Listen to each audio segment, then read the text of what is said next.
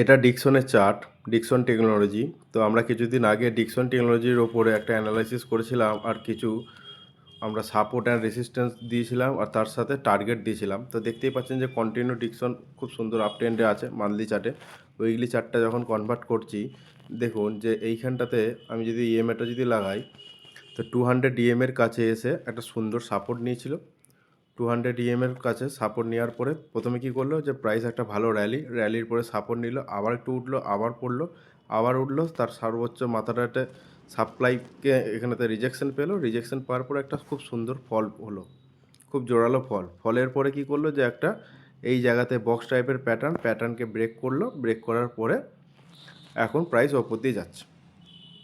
তো এই জায়গাটাতে দেখুন যে আমরা বলেছিলাম যে এই যে বক্স টাইপের প্যাটার্ন, আমাদের যে ফার্স্ট টার্গেট ছিল যেটা হচ্ছে যে 12,770 লেভেল, এই টার্গেটটা আজকে পূরণ করেছে। আর আমাদের সেকেন্ড টার্গেট হচ্ছে 18,373 লেভেল, যেটা লং টাইমি টার্গেট, যেটা আপনার ওই 43% মতো টার্গেট আছে।